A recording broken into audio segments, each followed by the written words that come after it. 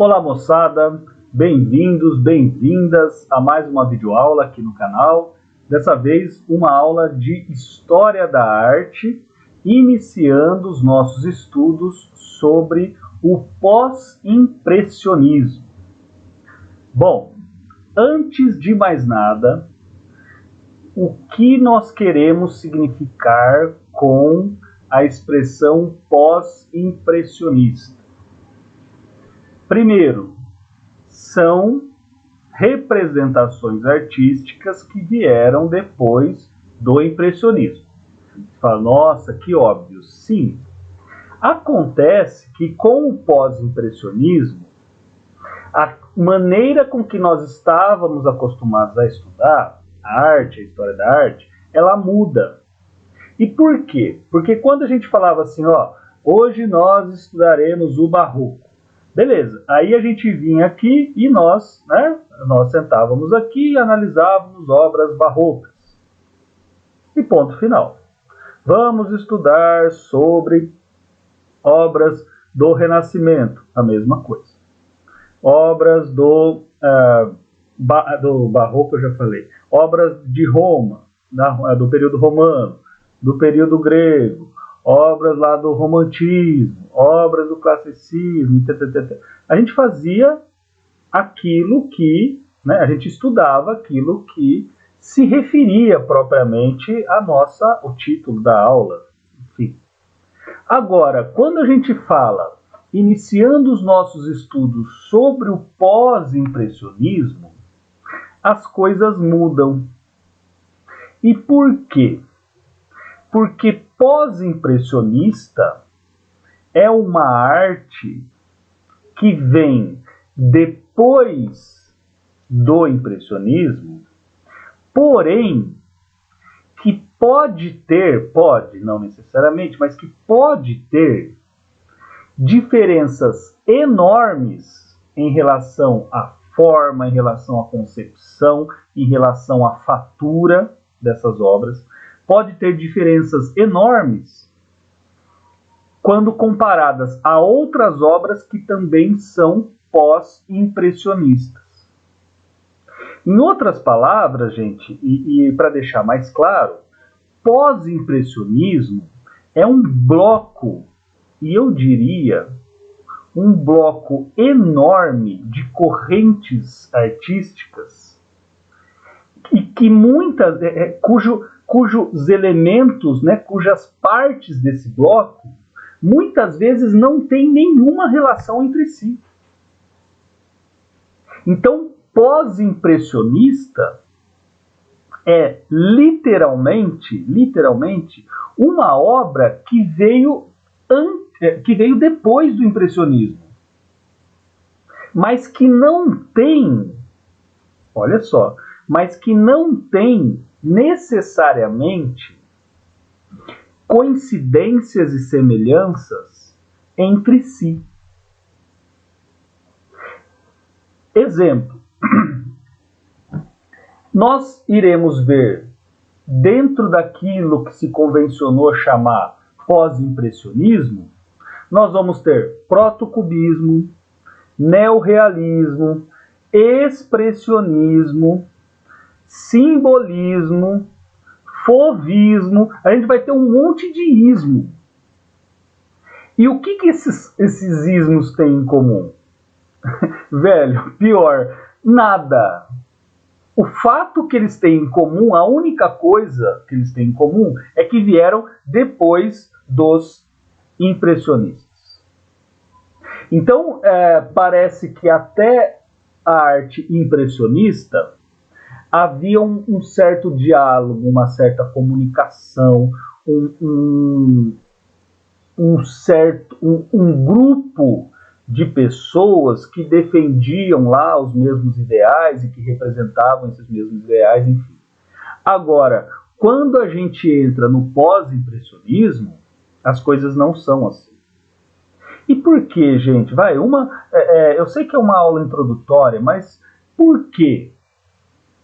Sem entrar muito a fundo na questão, afinal de contas nós faremos isso ao longo das aulas, uma resposta para esse para esse caos, porque é um caos, certo? Então, aquela ordem, quais são as características do romantismo? Aí você vai lá, descrença na razão, uso dos impulsos, representação do eu, começa a fazer... Isso se encaixa, assim como se encaixa lá no realismo, se encaixa no classicismo. É fácil, então quer dizer, dá para você estabelecer um conjunto de características que podem resumir e que resumem muito bem um período artístico. Agora, quando a gente está falando de pós-impressionistas, pode ser um cara ou uma mulher. Cara é um substantivo neutro, certo? Pode ser um cara do final do século XIX,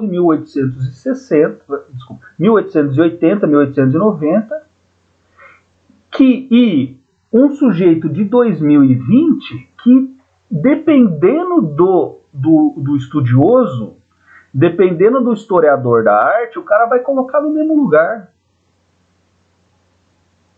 Né? O cara vai colocar, então quer dizer, separa lá 100 e poucos anos, 130 anos.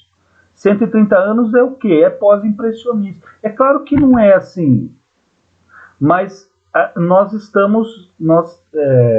mas dentro desse pós-impressionismo nós não temos medidas, nós não temos padrões que possam ser colocados e defendidos por essas diversas correntes artísticas. A única coisa que a gente tem é que eles vieram depois dos impressionistas. Os impressionistas, eles fizeram um regaço na história da arte, quer dizer, eles colocaram por terra, né, todo o cânone, ou seja, as regras canônicas ditas universais, aquela beleza universal, a verdade universal. A arte tem que representar e tem que defender e tem que encorajar a virtude, né? Os aspectos morais. Ela tem que ser ela tem que mostrar a habilidade impecável do artista em representar uma deusa, um deus, uma maçã ou uma árvore. Essa árvore ela tem que parecer tanto com a realidade, e quanto mais ela parece com a realidade, mais, desculpa a expressão, mas eu vou usar, mais melhor de boa, de excelente mais melhor de bom, de excelente é o artista. O impressionismo vem, né, e rabisca a Europa. Os pós-impressionistas, aí que é difícil, mas eu vou arriscar, tá, gente? Eu vou falar por minha conta e risco. Os pós-impressionistas, eles tentam dar uma melhorada no terreno que foi devastado pelo impressionismo. Certo? Pelo menos até onde eu sei, e, né, de acordo com o que eu estudei, se eu tivesse que colocar, além do fato de serem obras e correntes literárias e artísticas que vieram depois do impressionismo, eu diria que os pós-impressionistas, eles tentam deixar menos caótica a realidade, tal como a realidade representada, evidente, né? A realidade representada pelos impressionistas. Ainda que teremos muitas viagens, é uma parte da história da arte magnífica, velho. Nossa, vocês vão adorar. É delicioso ficar vendo essas obras aqui. Bom, chega de blá blá blá, um blá blá blá necessário, né? Blá blá blá necessário. Chega de blá blá blá e vamos então. O que nós faremos hoje? Qual será a nossa rotina nessa aula? A ideia é que nós consigamos começar e terminar o neorrealismo. Acho que não dará para nós falarmos sobre o protocubismo. Se der, firmeza, mano. Mas dependendo do tempo de aula, eu não vou começar, né? Aconteceu uma coisa que eu não gostei lá sobre as aulas de Grécia. Gente, eu não sei porque eu estou com Grécia na cabeça. Sobre as aulas de Roma, que eu passei a rotina e a hora que eu olhei no relógio não ia dar para completar, eu quis completar, enfim, tive que refazer a aula, tive que fazer algumas mudanças. Então, vou deixar, para que isso nunca mais aconteça, vamos deixar estabelecido já de antemão, né? Ou seja, a ideia é que nós consigamos começar e terminar o neorrealismo. Isso dá. Dependendo do horário da aula, se tiver passado já mais de meia hora, 35 minutos, nós deixaremos aí a aula por encerrado. O que está ótimo, afinal de contas, a gente vai conseguir estudar um dos traços, um dos pedacinhos daquilo, né, que se convencionou chamar pós-impressionismo. Agora, se tiver mais tempo e tal, aí a gente fala sobre o protocubismo, beleza? O fato é, gente, aproveita, né? Olha aí as imagens, escuta a nossa aula e aproveita porque são imagens maravilhosas, maravilhosas. Bom, então vamos lá, chega de blá blá blá e bola para frente. Bom, dá licença, vou sair aqui de cena. Muito bem. Veja, eu coloquei para essa nossa aula duas correntes pós-impressionistas e as suas respectivas características.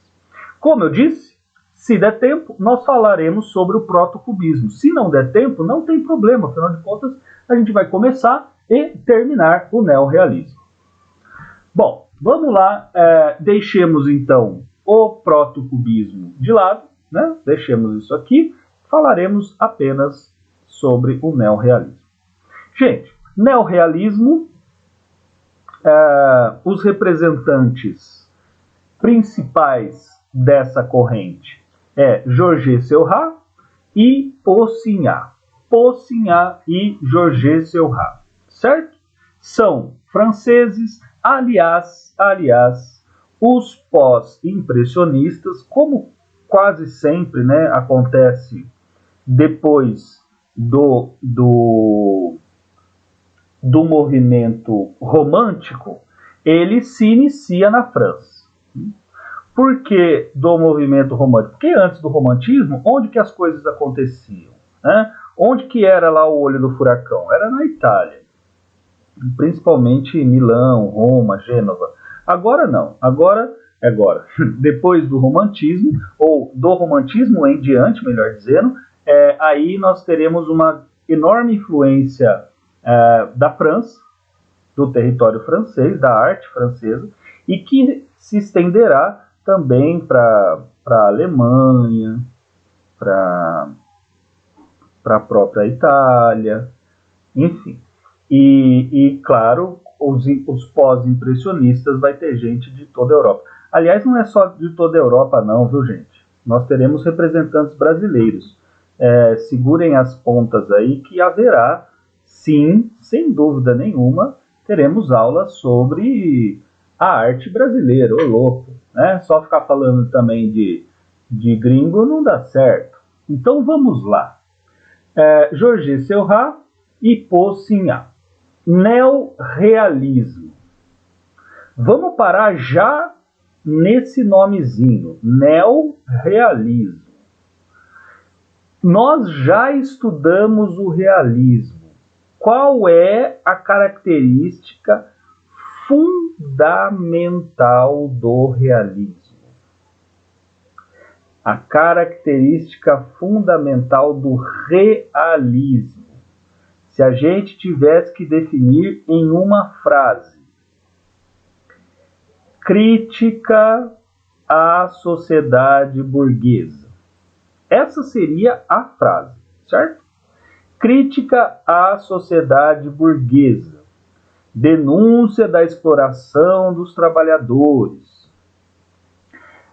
Enfoque em pessoas, em trabalhadores, em pessoas que são socialmente invisíveis.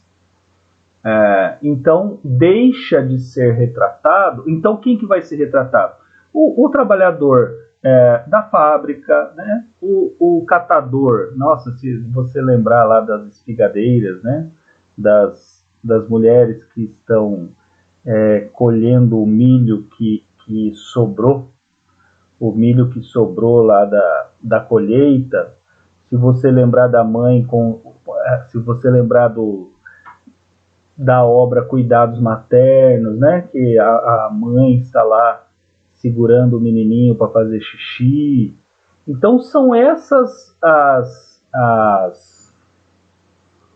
cenas, né? Esses serão os temas, porque isso é uma novidade, né, gente, naquela época. Naquela época qual? Século XVIII também. Século XVIII. Século XIX também, né? Comecinho, 18 e 19. Haverá aquela...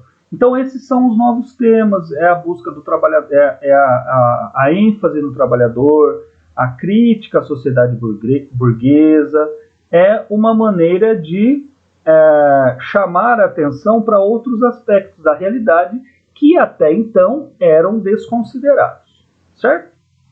Bom, se você tiver com dúvida, se você não lembrar aí do realismo, dá uma olhada lá, né, velho?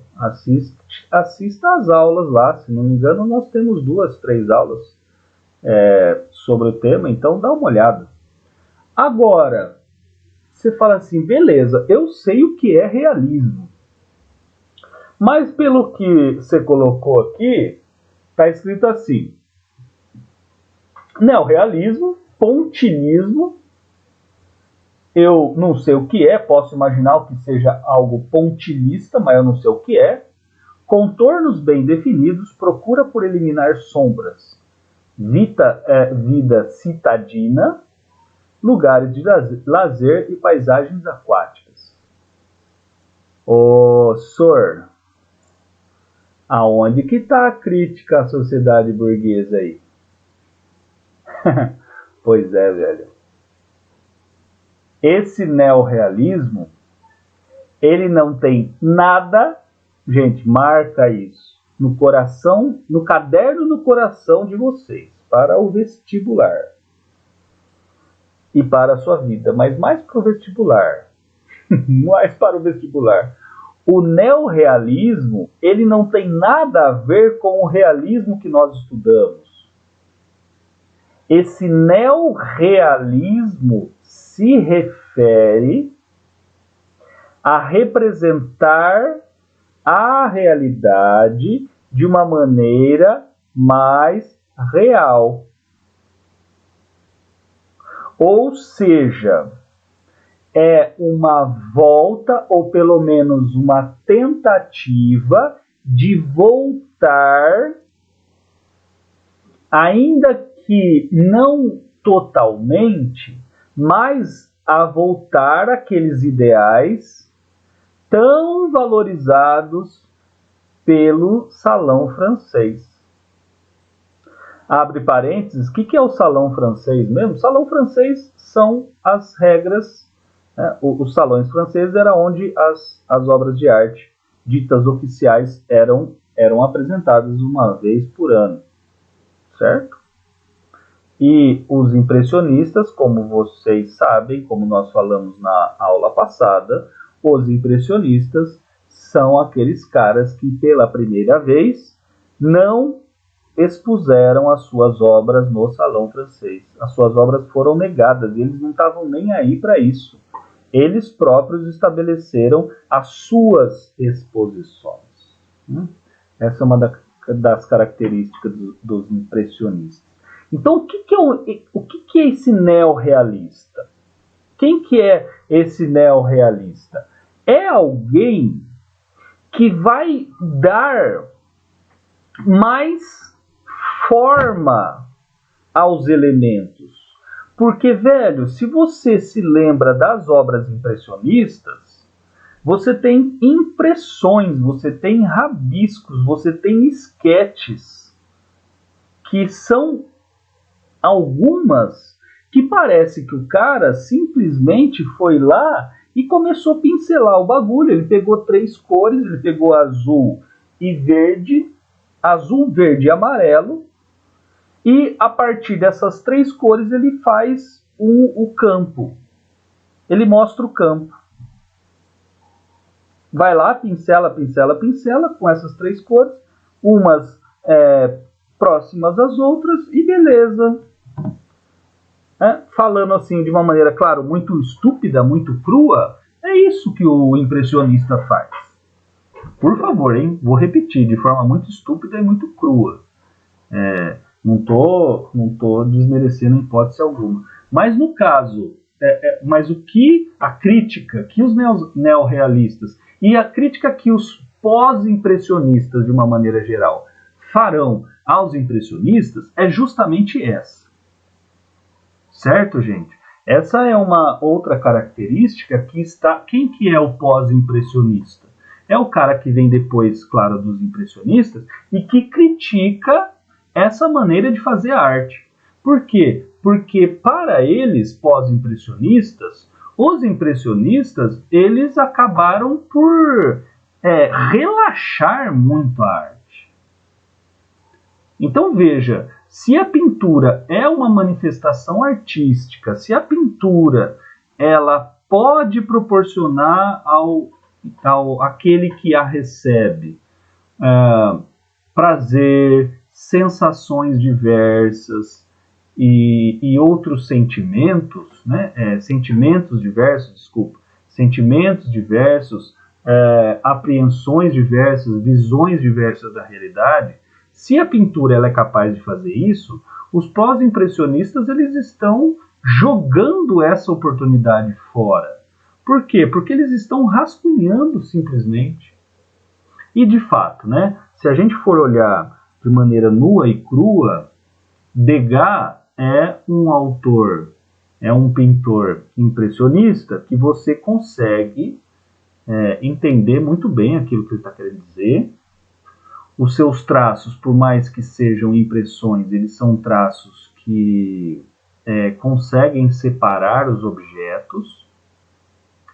Agora, se você pegar Monet, nossa, Manet, se você pegar esses caras, as coisas elas se complicam um pouco, né? As coisas se complicam um pouco. A natureza lá é um borrão. Então, para finalizar esse ponto, gente, por favor, eu sei que eu estou me demorando, mas guardem isso com carinho. Neorrealismo não é uma volta à crítica sobre a sociedade burguesa. E por que, velho? Também, né? Porque essas obras aqui, elas são para vender, mano. Você tá ligado já disso, as suas aulas de literatura. Com certeza, o professor já falou para você que os ismos do século XIX, eles mudam a cada 10, 15 anos. Por quê? Porque precisa vender. Então, o que é isso? Não tem crítica aqui, não. Aqui nós temos... não tem crítica nesse sentido, claro, né? Não tem a crítica à sociedade burguesa. Por quê? Porque é a sociedade burguesa que financia essa galera toda aqui. Bom, então, pontilismo, o que significa pontilismo? Imagina ponto, mano. Imagina um monte de pontozinhos que você já deve ter visto alguma vez na sua vida. Você junta pontinhos minuciosos não, você vai pontilhando a tela minuciosamente, ou seja, sem deixar espaços em branco, vai mudando as cores dos seus pontinhos, e esses pontinhos, a hora que você se afasta um pouco da sua imagem, ela toma forma. Se você nunca viu nada do pontilhismo, talvez sobre o mosaico vocês já viram. A arte bizantina, a arte romana, ela vai introduzir no Ocidente, ou vai introduzir aqui para nós, a ideia de arte mosaica. E talvez o mosaico você já fez quando você era pequenininho, você estava lá no Castelo 1, Castelo 2, talvez você já tenha feito lá um mosaico. Você pegou uma folhinha de papel, cortou, rasgou toda essa folhinha aí, e depois você fez uma girafa com a folhinha, né? Com os pedacinhos da folha. Talvez você já deve ter feito isso. Bom, seja como for, nós já iremos estudar os casos aqui. Bom, contornos bem definidos. Essa é, então, uma oposição aos impressionistas. Por quê? Porque, lembre-se, os impressionistas, você não tem contorno. Você não é possível, evidente, isso vai depender de cada obra, mas a ideia não é necessário, não é pertinente separar os diversos elementos da obra por contornos. Por quê? Porque a realidade, você vê a realidade de maneira imediata, né? É só uma visão instruída, é só uma visão educada, ou é só uma visão consciente que começa a separar os elementos. Lembre-se, o exemplo eu devo ter dado. Se eu não dei, eu dou agora o exemplo. Lá para os impressionistas, imagina você abrindo a sua gaveta de cueca, meia, calcinha. Você abre com tudo aquela gaveta, você imediatamente vê aquele monte de meia sem contorno, certo? Você focou lá naquela gaveta, você vê uma coisa só, um bloco só. É a sua consciência, ou melhor, é a sua visão direcionada para um objeto que vai fazer o contorno. Então, você fala assim, pô, estou procurando, você olha, estou procurando a meia tal. Essa meia tal, ela será contornada pela sua consciência. Lembra da fenomenologia? Se você não estudou ainda a fenomenologia, chegará daqui a pouco, viu? Daqui um mês e meio, teremos aula de fenomenologia, vai ficar mais claro ainda. Então, o pontilhismo, o neorrealismo, ele procura por esses contornos bem definidos, eliminação das sombras. Esse é um ponto importante.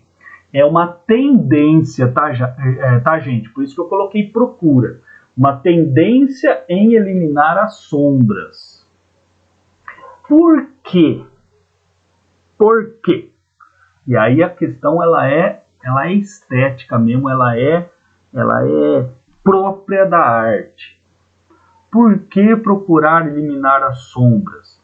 Porque a sombra, ela é dada dentro da realidade, certo? Só que os neorrealistas, o que eles estão querendo fazer? Olha que loucura.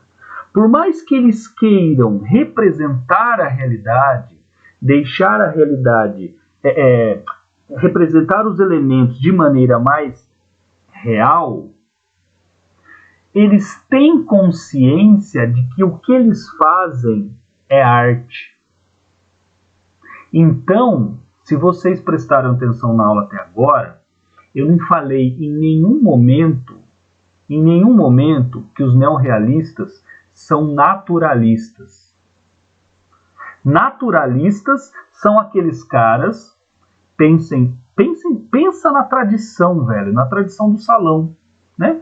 Na tradição de salão, quem é o naturalista? É o cara que vai tentar tirar a árvore com a raiz, na realidade, e vai imprimir na tela.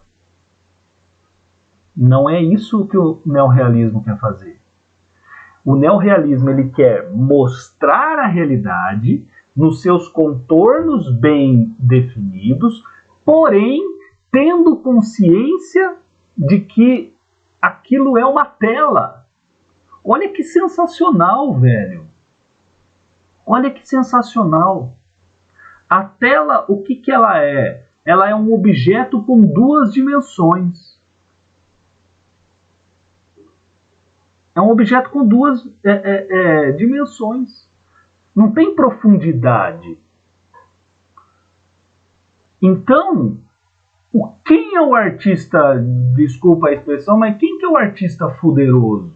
O artista fuderoso é aquele que se vale da iluminação, que conhece a iluminação, o jogo de luzes, porém que é consciente do seu trabalho artístico.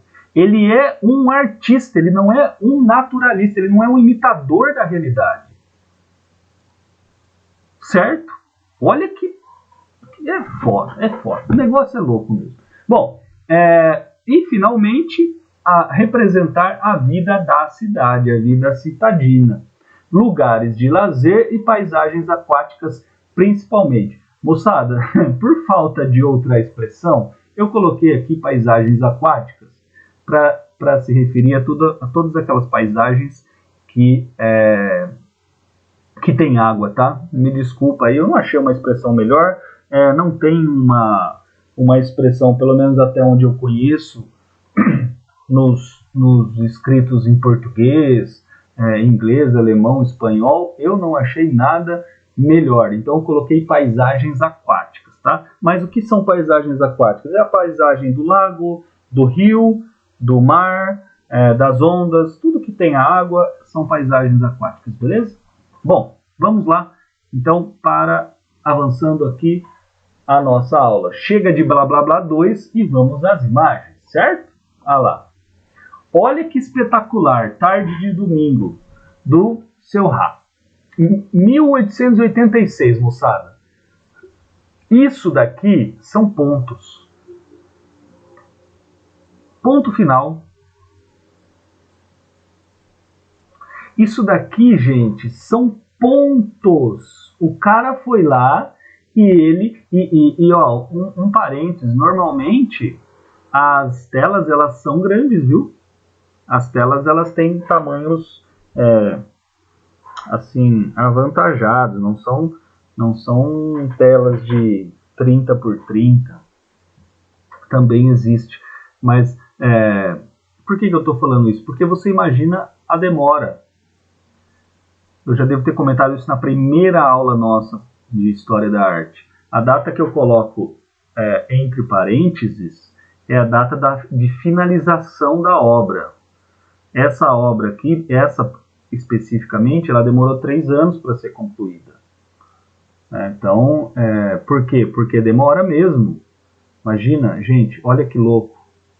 É uma quantidade enorme de pontos, todos colocados um ao lado do outro, para dar a sensação, a hora que você toma uma distância apropriada disso que vocês estão vendo. Olha a sombra como ela está. Veja como está a sombra. Você tem, né? Ó, você tem alguma coisinha aqui, você tem alguma coisinha aqui. É lógico que a luz está batendo aqui, certo? Ó, a luz ela vem daqui. Então você tem alguns rabiscos de sombra, mas não é uma sombra fidedigna à realidade. Veja, aqui teria que ter, se a luz está vindo daqui, imagina o tamanho da sombra dessa árvore. E olha o tamanho aqui.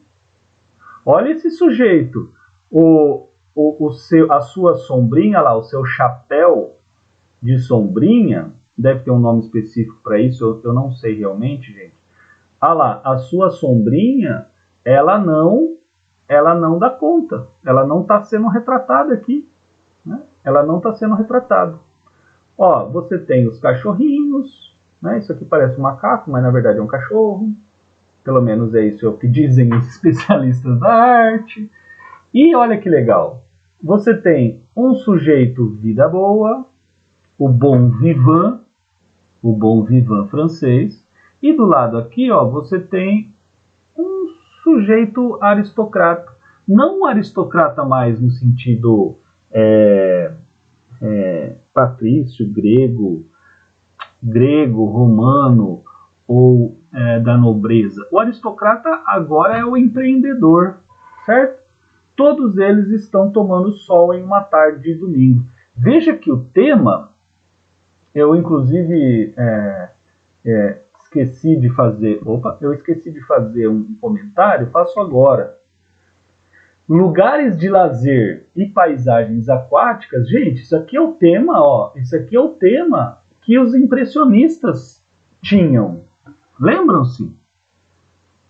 Vida da cidade. Por quê? De novo, moçada, porque é a burguesia que compra essas obras. A tarde de domingo também, né? É a burguesia que vai comprar. Então, os temas, eles se repetem. Agora, eles se repetem como? Os temas continuam sendo temas que alguns dirão mais para frente, e o que os realistas também diriam, são temas fúteis. Você vai ficar o quê? Falando sobre tarde de domingo, mano? A arte ela é tão poderosa, você vai ficar falando sobre essas besteiras?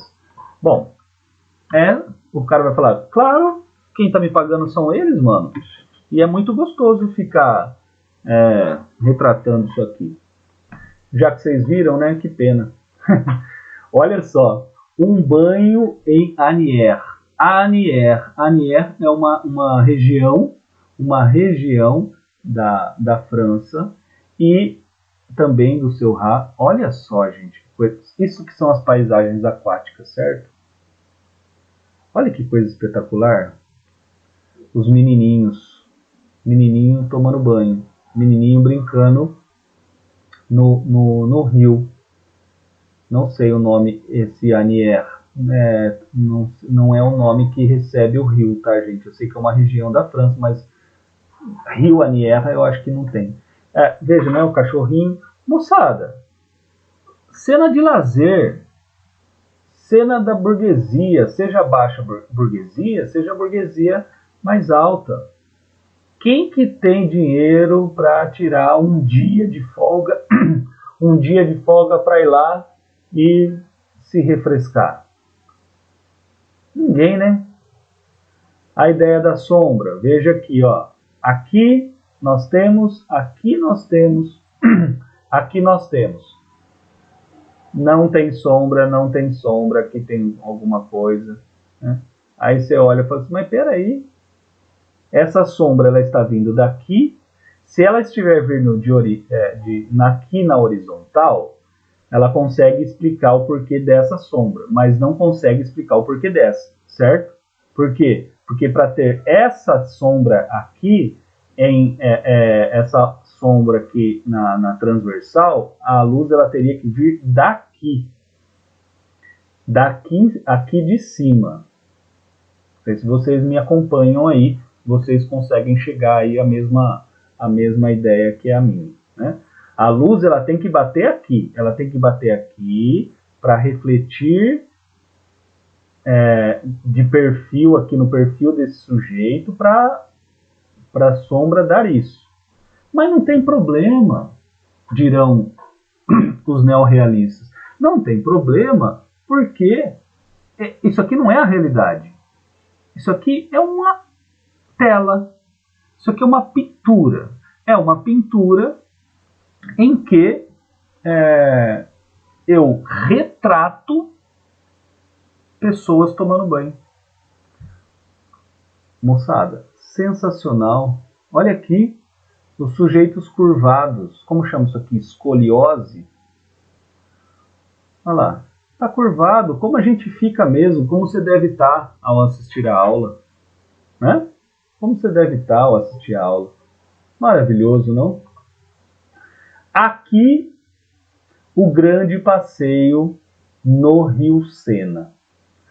Essa obra, ela talvez não seja lá tão bonita, ela talvez não encante tanto, mas ela representa do ponto de vista teórico, para compreender a história da arte, ela é de suma importância. Por quê? Porque, se vocês repararem, essa obra em específico, ela tem traços do impressionismo, certo? Porque veja que os contornos não estão bem definidos. Muito bem? Não tá. Então você ficaria lá falando, mano, que coisa é essa? Acontece que, ao mesmo tempo que você não tem o contorno bem definido, não são pinceladas bruscas, agitadas. São pinceladas que estão mais próximas do pontilhismo. Veja, você consegue identificar cada uma das pinceladas. Certo? Ó, então você viu. Agora, ela não é pontilhista.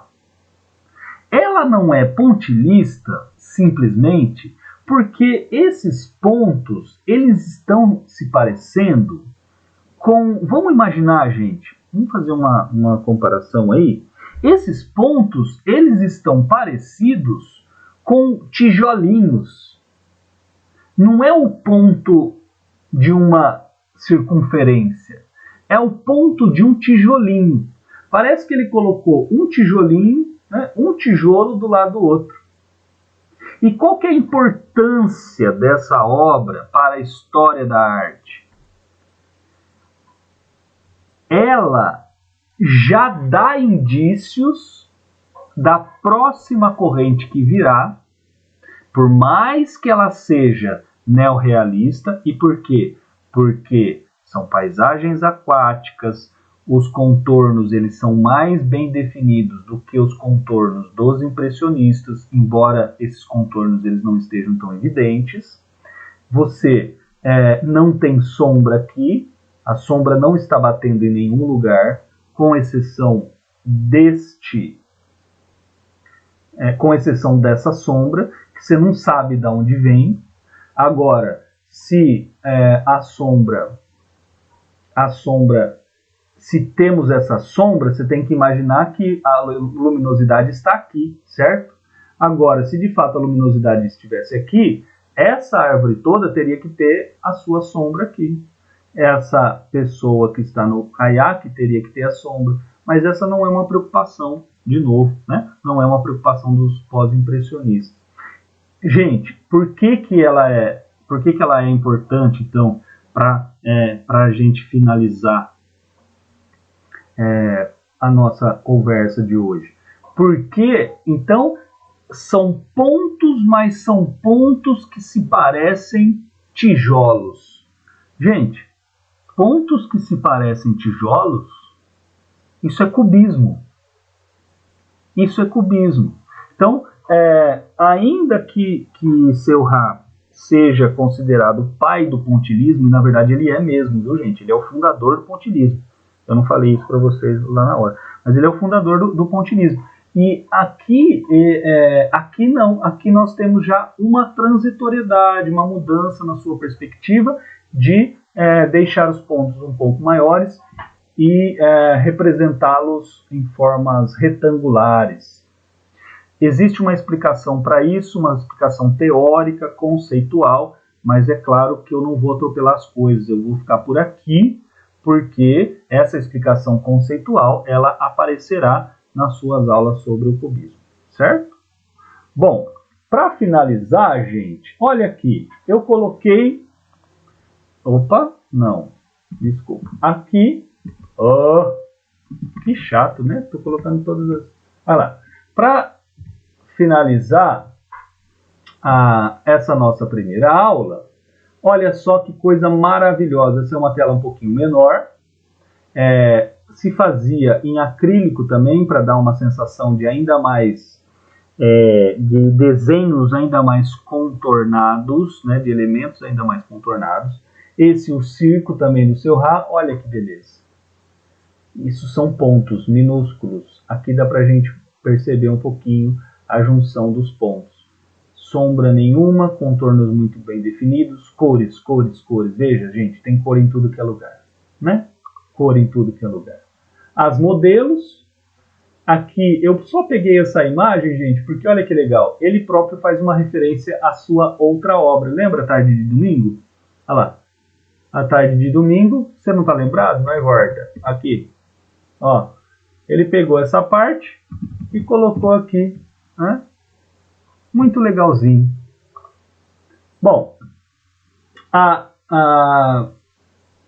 aqui nós temos o outro representante, o Sinhá, que fala, esse título, Sala de Jantar, é o que costumeiramente se usa em português, mas normalmente, mas a tradução melhor seria café da manhã, tá? Café da manhã. Sala de jantar, gente, olha lá, retrato de uma família burguesa. Por que burguesa? Aqui, mano, você tem uma serviçal, né? Você tem uma doméstica, e o pontilismo do Sinhá, para mim, pelo menos, ele é muito mais evidente. Ele é mais evidente. Não significa que é melhor, tá? Se é mais evidente, significa simplesmente que ele deixa transparecer mais que é uma obra pontilista. Ao contrário daqui, né? Pelo amor, olha só. Olha só, parece uma gravura. O cara tirou lá, pintou, né? Aqui não. Aqui, propositalmente, também você tem esse pontilismo mais expresso. Mais bem expresso. Um domingo, olha só, quer família mais burguesa? Gente, sensacional essa imagem, né? Para com isso. Para com isso, velho. Isso aqui parece um desenho. Falei para vocês, é fantástico, é fantástico. Olha, a moça aqui, a sua mulher, olhando para a janela, muito bem vestida. Olha o bigodinho. Claramente alguém, um novo rico, né? Um novo rico. O bigodinho muito bonito. Ele está mexendo na lareira. Ao invés do cachorro, não sei se vocês repararam, mas nós já tivemos duas imagens em que um cachorro é representado. Olha lá, aqui você tem o gatinho. Aqui você tem o gato. A ideia de animais domésticos, lembra? Ela está aparecendo mais. Tempos de harmonia, olha que legal. Tempos de harmonia, você tem pessoas de várias classes sociais no mesmo lugar. Galinhas, tem um sujeito que está brincando aqui com um pássaro. Você tem os amantes que estão dançando. Você tem um artista que está pintando. Você tem alguém estudando. Os caras jogando alguma coisa que seja parecida com boccia. A mulher aqui, ó, ela está lá cultivando alguma coisa, olhando alguma coisa, né? Aqui está tendo uma manifestação religiosa. Ó, tá tudo bem. Tempos de harmonia. Maravilhoso, né? Ó, moçada aqui pulando para nadar. Espetacular. E opa, não, apertei errado. Ei, gente. Acontece.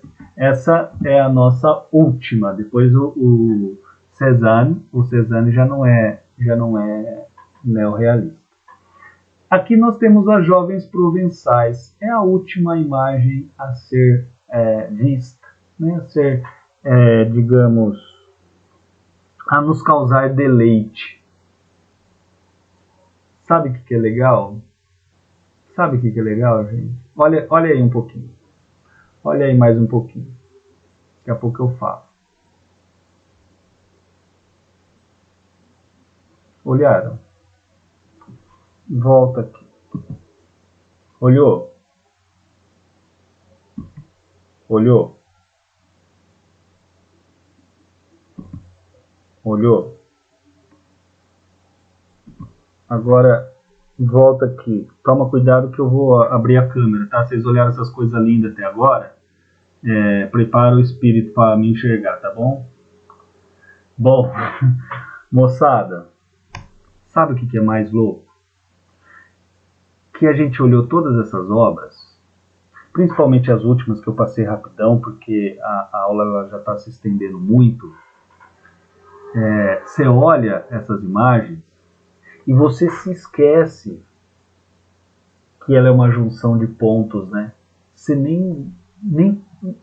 você transcendeu. Parece mesmo, você vê aquele tempo de harmonia, aquela quantidade de pessoas, de classes sociais diferentes, fazendo atividades absolutamente diferentes. A hora que você olha de uma maneira imediata, você pega o bloco, né? Você pega tudo aquela imagem e não passa pela sua cabeça, e não passa pela sua consciência de que aquilo foi composto por milhares de pontos. Só se você parar, respirar e treinar o seu olhar, né? A ideia do olhar consciente. E treinar o seu olhar e falar assim, velho, olha o espaçozinho que ficou ali. Olha o espaçozinho entre uma e outra. Então você começa a enxergar a galinha mais na sua ideia de galinha e não na galinha real. A ideia de um ser humano, a forma, né, do ser humano, mas não do ser humano real. Por quê? Porque ele não é todo pontilhado, assim, evidente. Então, moçada, por isso que eu pedi para vocês, olha um pouquinho e volta lá, né? Volta lá, pega os nomes aqui na aula, digita no Google. A arte, né? A nossa história da arte, ela está ficando cada vez mais rica. Estamos aproximando cada vez mais do nosso mundo contemporâneo, né? As artes estão dizendo cada vez mais sobre nós e nós somos capazes de entendê-la cada vez melhor. Certo, moçada? Espero que vocês tenham gostado. Eu amei, essa parte ela é, para mim, pelo menos, espetacular. Eu amei, muito gostoso falar sobre pós-impressionistas. Espero que vocês tenham gostado. Se tiver dúvida, pergunta aí. É nós na fita. Beleza, moçada? Muito obrigado pela companhia. Nos encontramos aí nas próximas aulas. Valeu!